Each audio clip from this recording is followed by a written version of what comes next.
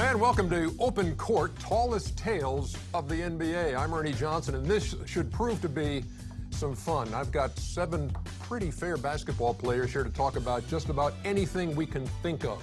And to introduce the panel, we got a 4-time champion, Shaquille O'Neal, the newest member of the Turner Sports family. Hall of Famer, Dream Teamer, Charles Barkley is here.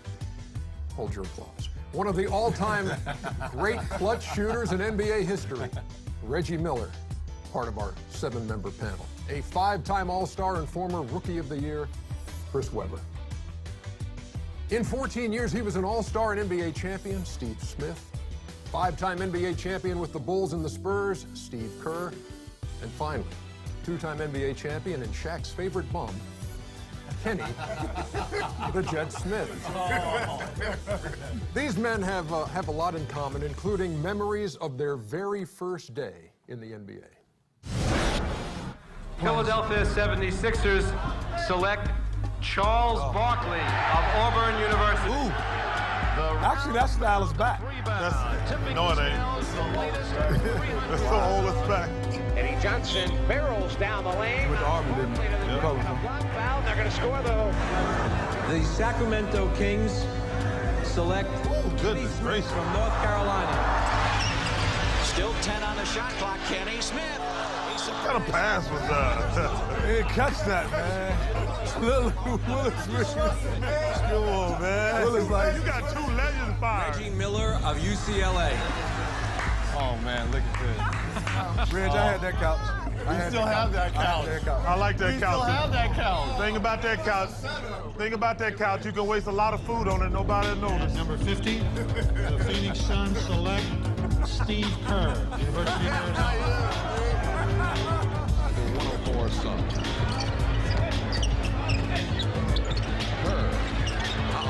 The Miami Heat selects Steve Smith from Michigan State University. Steve Smith is the 2-guard. Comes down, lands, he's there, and then all of a sudden he just How you get hurt? trips over something. With the first pick in the 1992 NBA draft, the Orlando Magic selects Shaquille O'Neal from Louisiana State University. Anderson, tough shot. Forced it. O'Neal, an offensive rebound. Bangs free. Jordan, the ball. That was Jordan. 93 NBA draft, the Orlando Magic select Chris Webber. Yeah, Shaq. That wasn't me. That was me. Shaq made the phone call 5 seconds later. No, we don't know. Has traded the draft rights to Chris. That's nervous. You know, you trying not to show your nervousness, but you showing it in every movement. Here comes Webber in the open court. Webber. Move, Kenny. Move, Kenny.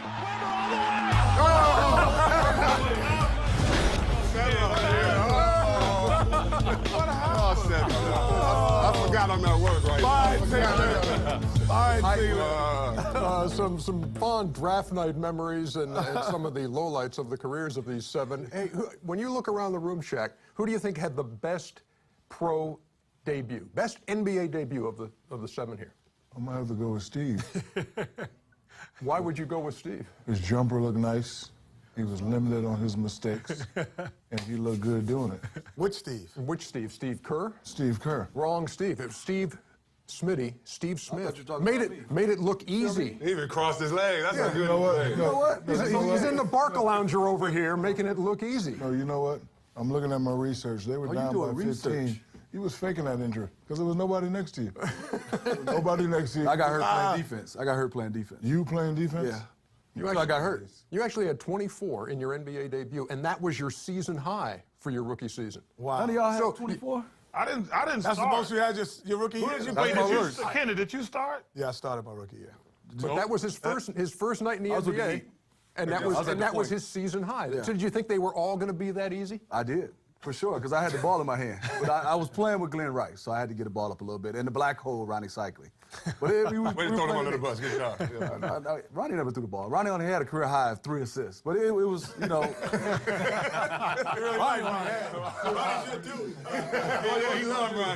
That's my guy, but he didn't pass.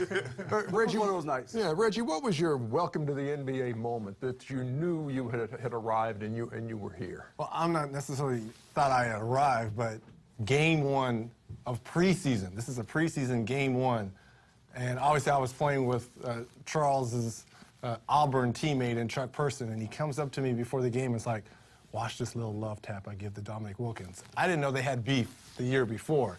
I'm like, okay, well, whatever. And I'm sitting on the bench because I'm a rookie. None of us really started. And as soon as the jump ball went up, Chuck went right up to Dominique and gave him a forearm right in the throat.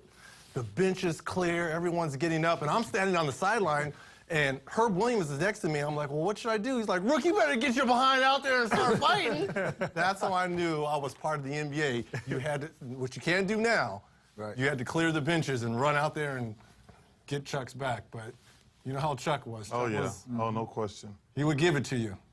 How about it? I mean, you recall, you know, preseason games being that intense? Only one. Your first season? Only one. Like, there was a noticeable difference. Like, the first couple games, we were screwing around. I was really nervous playing with Doc, Moses, Maurice Cheeks, Andrew Toney, Bobby Jones, and those guys. And the first 3 or 4 games were, you know, you're just trying to break a sweat and work on your stuff. And then we played the Boston Celtics. And you could just, I was like, wow, this is different. The locker room was quiet. And then a fight broke out during the game between Dr. J and Larry Bird. And it let me know, like, that was hatred between the Sixers and the Celtics. I mean, it was unbelievable intensity in a preseason game. For all of you, I mean, when you reach this level, you're in the NBA. It's been a dream, I'm sure, when you're going to YMCA games at, you know, 8 o'clock in the morning and that kind of thing, and you're always thinking, boy, I'm playing the NBA someday. How does that feel when you finally realize that, Shaq? Man, you know, for me, it was fun, you know, because I grew up watching all these old-timers on this panel, except for Chris. But, you know, it was fun. You know, I said to myself, I made it. But, you know, the funny thing for me is I didn't know the difference between preseason and the regular season. So when I first got to the Magic, I was playing all out preseason, and Scott Skiles said, hey, man, calm down. The season ain't started yet. What you mean the season ain't started? We 3-0. We first in the conference. Like, no, it's preseason. I'm like, preseason? What the hell is that? Yeah. Ernie, I think it's a lot more nerve-wracking than people realize. Because what you did in high school, like, okay, all of us are the big men in high school. But then when you go to college, you're back to zero. I mean, you go back to zero. And then it's even worse when you get to the pros. Because like I said, I didn't start. I was the number 5 pick in the draft, and I wasn't even really getting to play a lot in the beginning. But it's very nerve-wracking. And there's certain things that people take for granted. Like, number one, it's kind of like you're an alien. What I mean by it is they come and pick you one day and they drop you off in the city.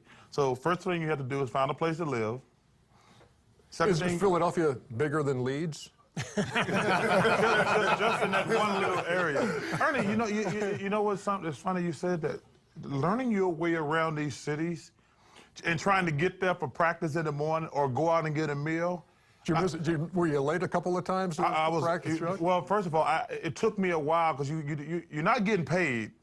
So they pick you up like the first week because you really go right into training camp. And then most places you go somewhere.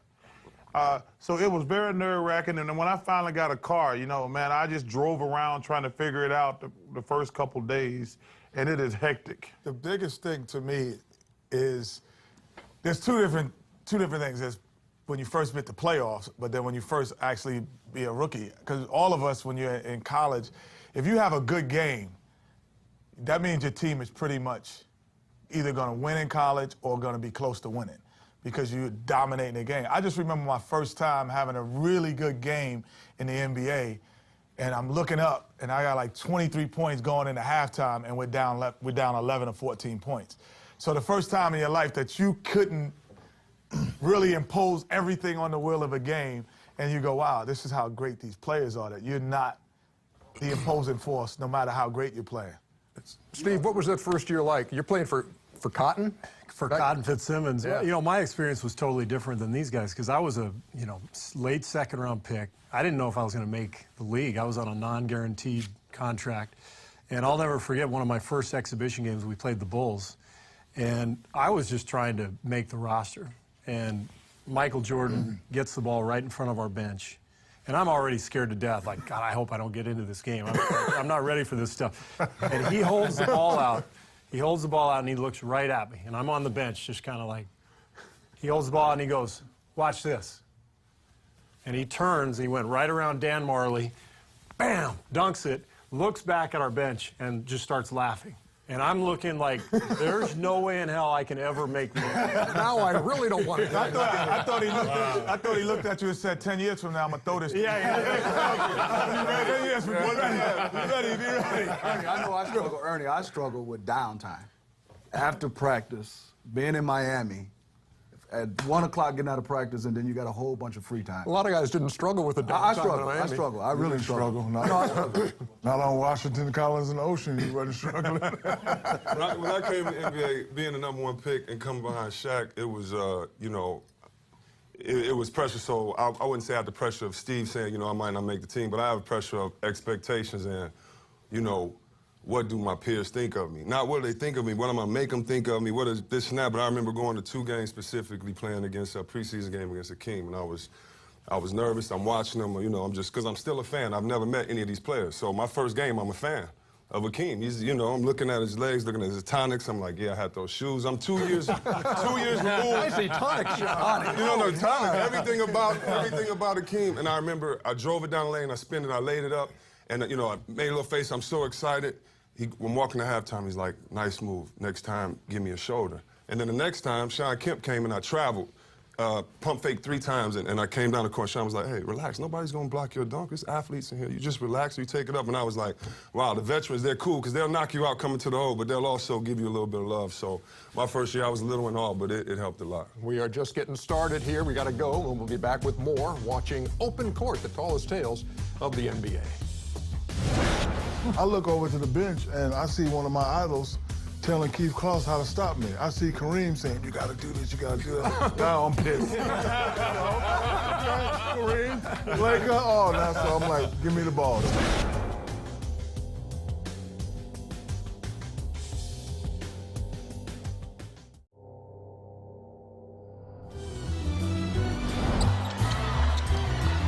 Miller for 3, and he got it. And it's 105-102. Fell on his own. And a steal. They're back. The three-point line. And that can happen again. Nice, Smitty. There you go. Couple of Motown moves. Straight base. I think Charles came to play. It's like Chris Gallen, everybody highlights. Yeah, 60-something? How many? 58. 58. This is a playoff game? Yeah. Smith for 3. Yes! His dad and mom able to celebrate. Reggie Miller is there. Weber steals. What the heck? Oh, I remember this is a 50-point game. Yeah. Found that contract. Here's Jordan. You ready, my coach? Yeah. You ready?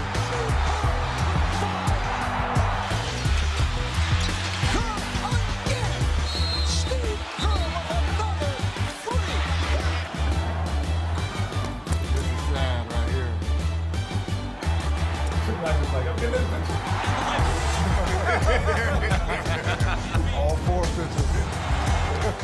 Talking about the great nights in the careers of all 7 of these players. The last image we saw there was you, Shaquille. And I don't know if when you consider your greatest nights, if it's a team thing or if it's an individual thing, but as a member of 4 championship teams and also a guy who has scored 61 points in a game, how do you classify it? I'm gonna have to go with the individual thing, and that probably was my best game. That night, it was my birthday, and we had a party. So, usually I go home. Before or after the game? No, after the game. In the game. Big party, so, usually I go home, eat lunch, take a nap, get ready for the game. But we played against the great Keith Kloss and the LA Clippers. So I'm taking the night off. I got to get ready for the party. I got the Bentley, I got my suit, so I'm gonna go, you know, I'll shave. We're gonna beat them. So we get out there and they killing us. Now everybody looking at me. So now I got to play. I didn't get my nap. I'm getting tired. So I'm just scoring. So I look over to the bench and I see one of my idols telling Keith Kloss how to stop me. I see Kareem saying, "You got to do this. You got to do that." Now I'm pissed. Kareem, Laker. Oh, now so I'm like, give me the ball. So I'm scoring, and you know I get 61. I'm throwing lobs, and I'm actually kind of upset at Phil because I think we had like 5 minutes left, and he took me out. I think he did that because he didn't want me to score more than Mike. That's what I think. That's what Just saying. 61 points. 61 points, 23 rebounds against Keith Kloss. Video game. The great. And still went to the party. Still went to the party. Jet, we saw your performance from long range in the finals on the greatest stage the game has. When you see that, what comes to mind about that night and about just that moment? And you saw your dad. So my dad, actually, that was the Knicks finals, but when we played Orlando, you know, that was probably the most memorable individual night, only because we were Western Conference teams, and so we really didn't play against them that much. We only played against them twice. And so you might be catching them on a back-to-back. They might be catching us on the 3 nights and 5 games, whatever, three games, whatever. So you don't really feel like you're always your best in the regular season. So we didn't know what they were. And then all of a sudden, we're at our best, they're at their best, and they go up about 17 points.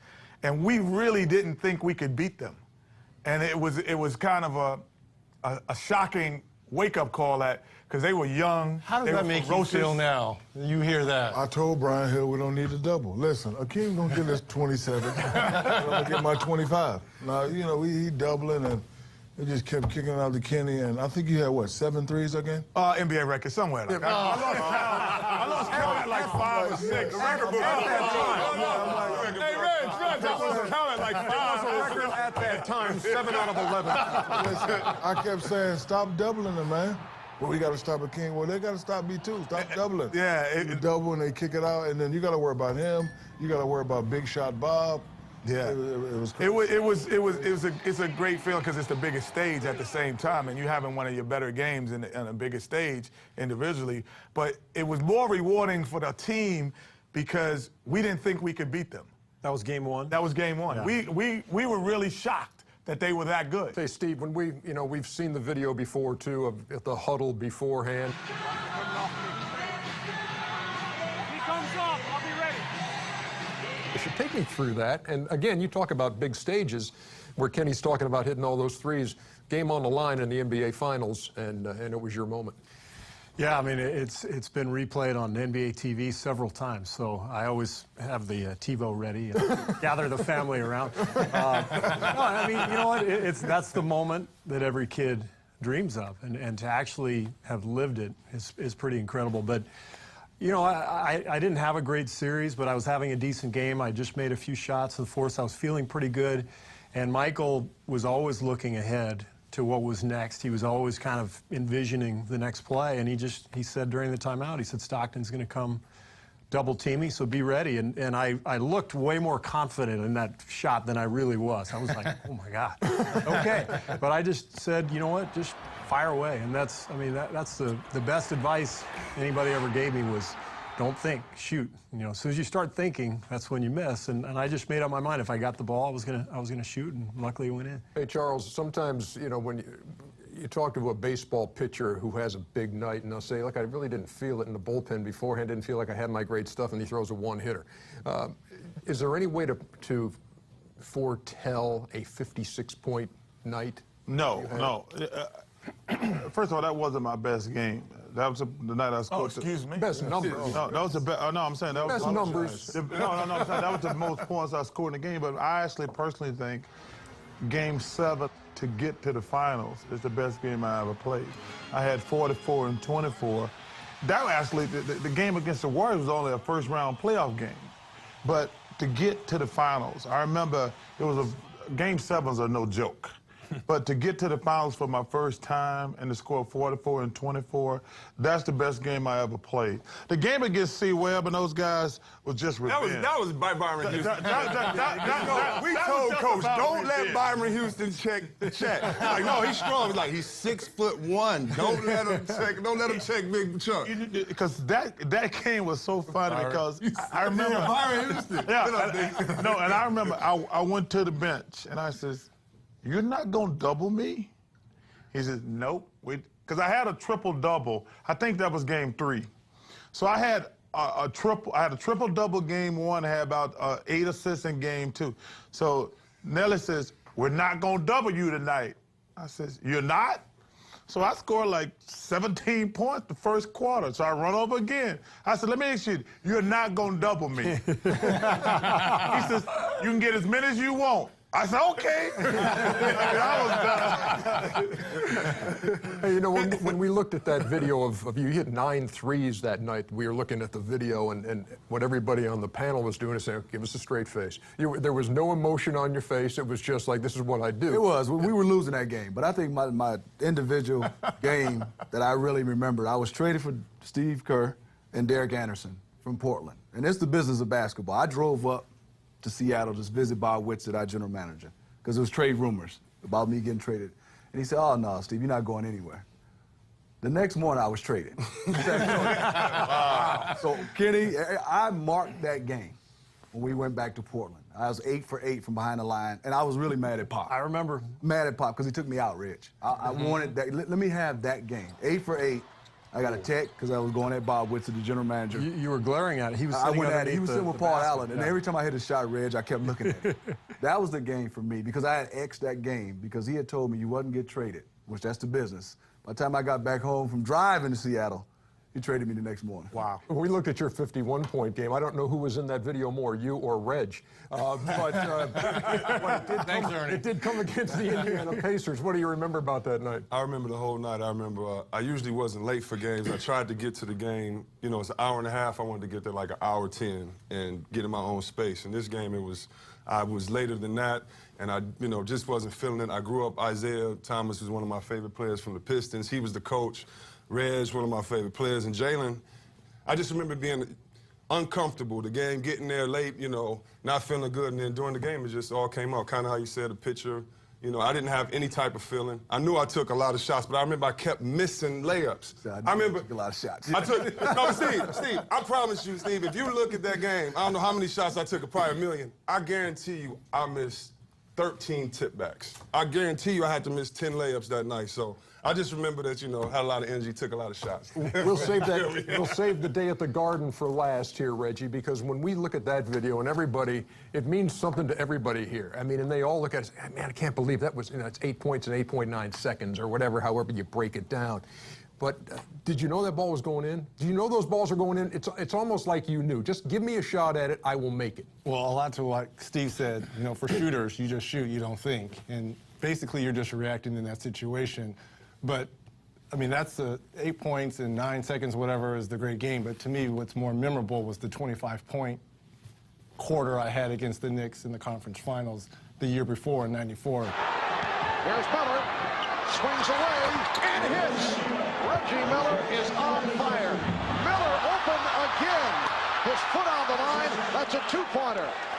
Reggie Miller giving the choke sign to Spike Lee. We're all talking about games. Yeah. The choke sign. Choke sign. It's the playoff games, and most of these, what we're talking about, are playoff games, which everyone is alluding to, because obviously that's when the pressure is probably at its greatest, and you've got to play your best. So that's what you try to remember the most. You ready? You know what's interesting about that game? We had the next TV game, so we all had to leave for the game. When we got to the game, we said, man, the Knicks beat the Pacers today. I'm like, what are you guys talking about? They're like, the Knicks won the game. They're like, you didn't see the last couple seconds? Reggie went crazy. They were like, no, the Knicks won that game. And we had to go back and look at the highlight, and we were like, that's unbelievable. And a footnote to this entire segment, the field goal attempts for Chris Webber. I figured you were going to say that. 47. Oh, he shot 47. You just heard two of the best shooters in the game say, don't think about it, let it go. I wasn't thinking that night. And that's the reason that he is shot 50%. He is still shot 50%. Still icing the right shoulder, even as we speak. 40. Back with more open court after this. That's a feat in itself. Doug walked away, so Keith got up running, Reg. Full sprint. And Doug knew he was coming and turned and tagged him. Pat was showing that tape. You guys are not tough. You're not fighters. Look at Keith asking. Udonis is like, hey, coach. Hey, coach, Keith getting his ass whooped.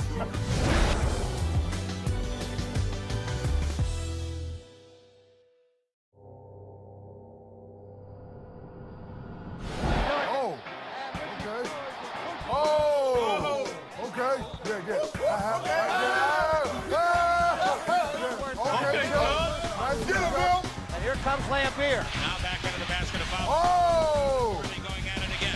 Uh-oh, get him. And a foul. Oh! Damn. Oh, he did that to OT like that? Watch out. Who got the better of that? Nobody got the better of it. It wasn't a real fight. What it was a barbershop moment. And let me explain. He hit me with the ball. Now, if I didn't do nothing back, I can't go to no barbershop in America. Right? They're gonna be like, man, you got punked by y'all. So when he did it, I'm thinking about our mothers, because our mothers are best friends. So I'm like, and I'm thinking, but I'm like, oh, hell no, I can't let this go. Shaq, that punch that you threw had some pretty evil intentions. As you say, he misses a lot. If that had connected. He misses a lot. But look, my theory on that fight was, Ernie, okay. All you got to be is 15 feet away. I don't want to fight Shaq. My thing was, okay, I had to make a quick decision. Let me just get him, then they're going to break it up.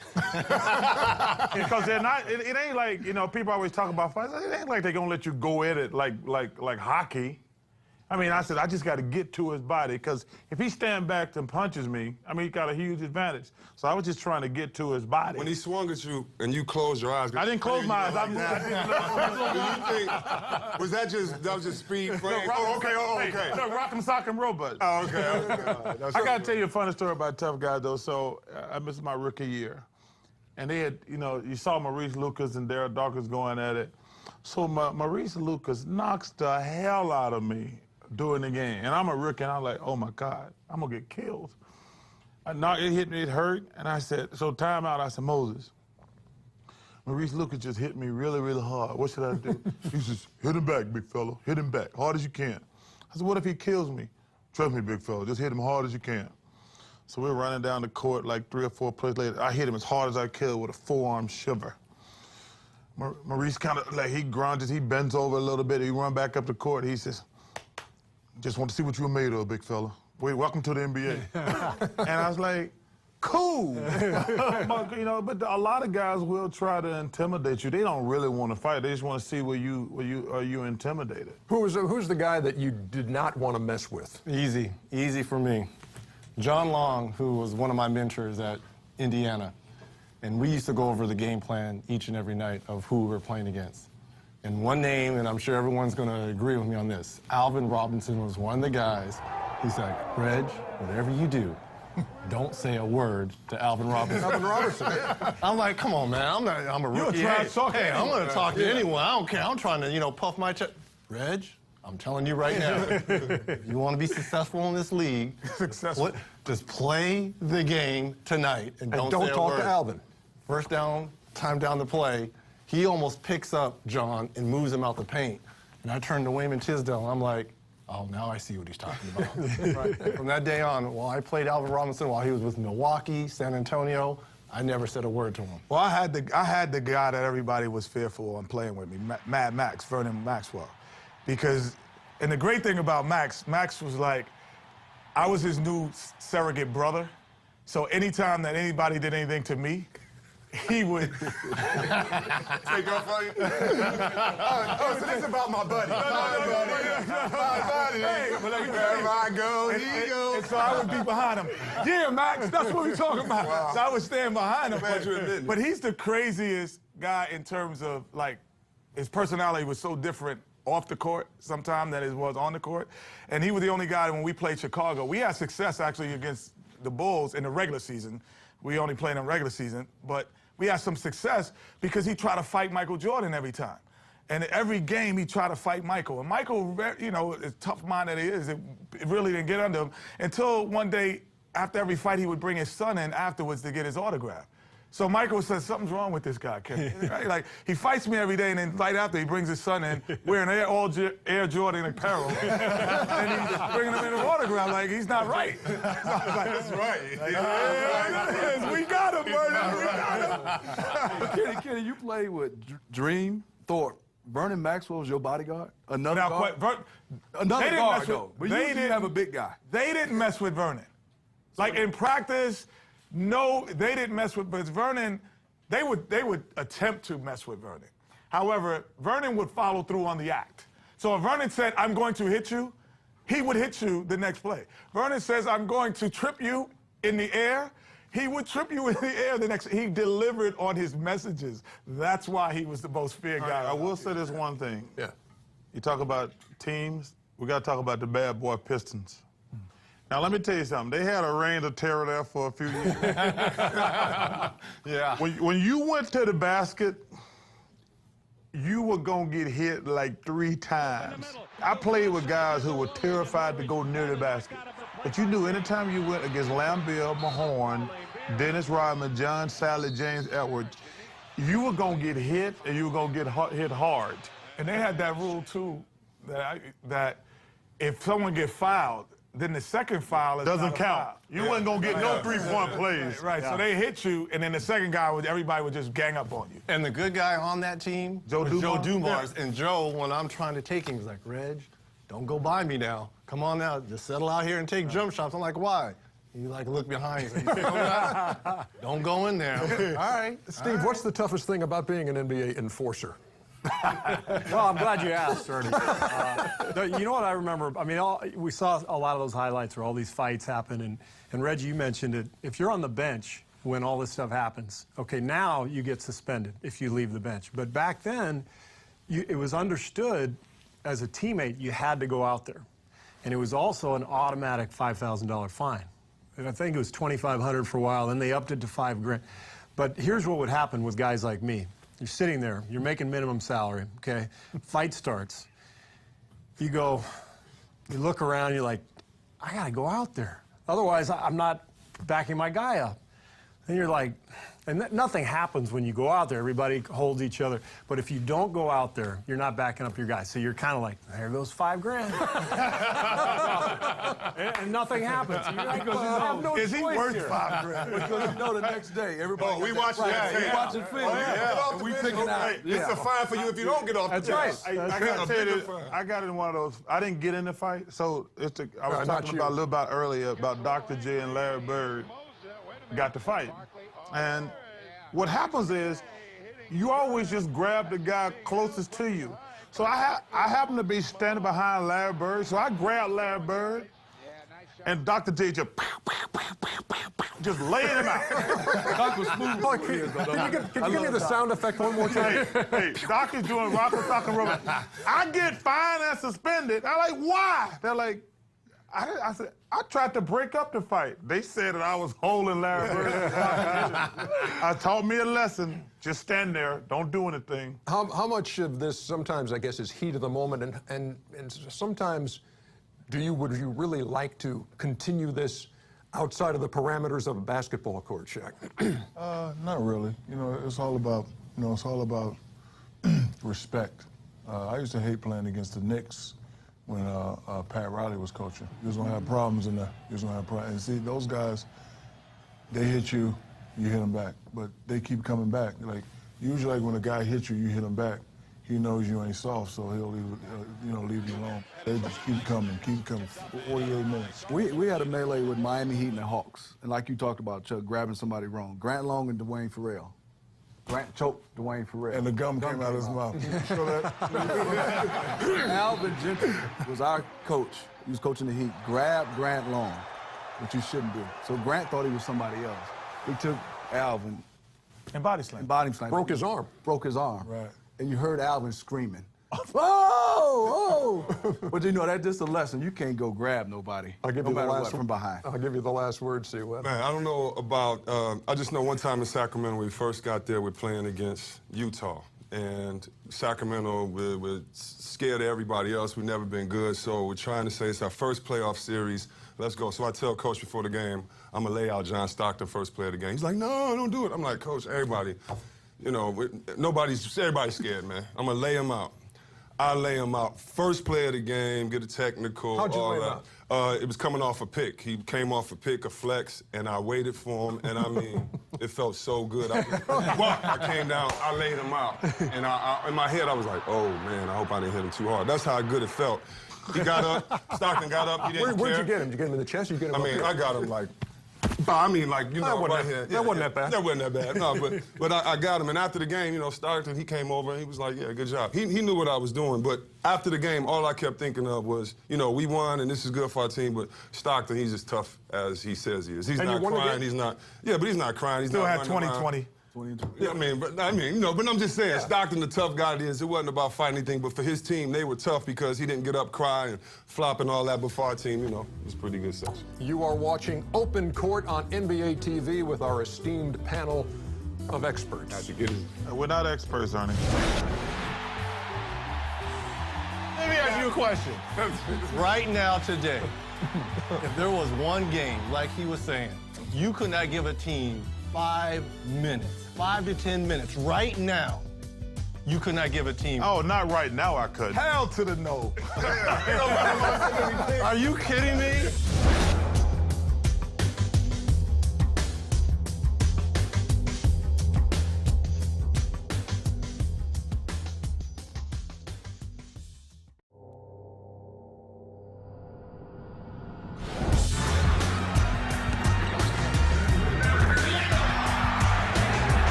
And he's the guy, as Kenny said, who hits all the big shots. You're the only one standing up there, man.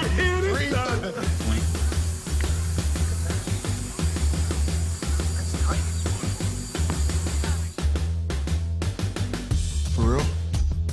You want me to come up and apply for the New York Knicks general manager job? And we welcome you back to Open Court. We're talking about life after basketball. Who has aged the best? Who has aged most gracefully? After basketball, you're saying? Yeah. And I'm looking, Charles, you're 48 years old now, Yes. correct? That would make you the oldest person You on talking this about panel. face or body? In terms of players. Kenny's body under the waist is the oldest up here. Under the waist. What? There's a couple people catching me on this panel. You've aged, your knees have aged. There's a couple people If you're going to go by looks, me and C. Webb got that wrapped up really well. Man, Steve Kerr's a different. Are you kidding me? But you Man, and Steve please. can go for another three spot. I'll tell you this, if I had to take one guy on the panel to play one NBA game, Reggie Miller. I'm taking Reg. would Now, he'll be sore and he'll break down the next day, but one game, I think you could play one NBA game. It was relatively recently that overtures were made to you, right, Reggie? No, that wasn't recent, Ernie. Wasn't there a team in Boston within the last couple of years that had thought, hey, maybe, Reg, if you'd like to, you know, do you ever think about that? No, I don't. Just for the simple fact of what Steve said, it's the after factor. Ernie, How close was you, Ray? You would How feel close were that. you? I was close. If Danny would have called in July as opposed to mid-August, late August, I probably would have gave it a better shot because he only gave me 2 or 3 weeks to get in shape. If he would have gave me the Did whole you actually summer- go out and start working out? yeah. And then how did you feel when you were doing, I'm not me? There wasn't enough ice that could put on my body that could have helped me feel any better. listen, it's always amazing to me when people, like, you retire because you can't play. Because playing any sport is so hard on your body. And your body might look the same, like Reggie and Steve, you know, and Steve over here, like, their bodies look good. But Air don't hit back. When you're just shooting around in the gym by yourself. So your body doesn't look good. But let me ask you a question. Right now, today, if there was one game, like he was saying, you could not give a team 5 minutes, 5 to 10 minutes, right now, you could not give a team. Oh, not right now I could. Hell to the no. Are you kidding me? Jack, you shouldn't be laughing. you got her just running up the court. It's like 1 minute he comes, like he just run. Oh! You know the sign when you know you're getting old. Like, when you're young and you get a steal. And you know, everybody get a steal and you take that little glance back to see who's coming and you see everybody pulling up. They're like, because he's going to dunk it. And then about your 8th, 9th year in the league, when you get the steal and you take that picture and everybody's like this.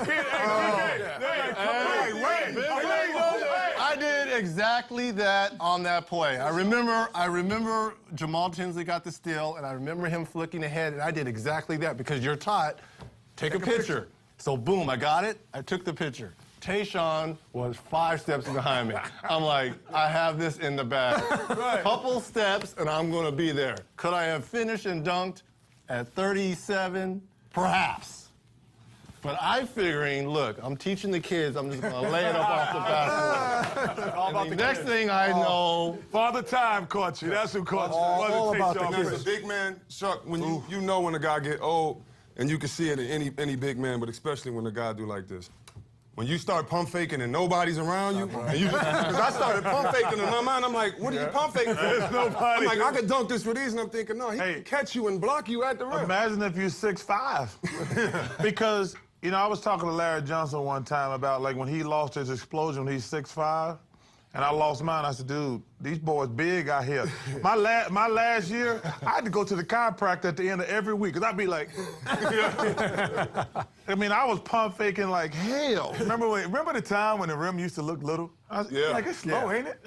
Like, or you just jump up and catch it for no reason. And all of a sudden, you'd be like, yo, you know, Reggie talking about, he thought about dunking. My last couple years, you know, I had to have perfect conditions. I had to be going downwind. I had to get my steps correct just to think about dunking. That door's got to be open to the prevailing breeze. Hey, that was my whole career. Do you imagine you are going to miss it this year, Shaq, being away from it for the first time? Not really, because like Chuck said, you just realize you can't play anymore. Like, I can remember times under the basket where I, get my little shimmy move, and I'm like, damn, I go up to dunk it, and I couldn't even dunk it. I couldn't even finger roll. So, I mean, I realized it was over for me. But I'm 39, I'm sexy, I still got booty.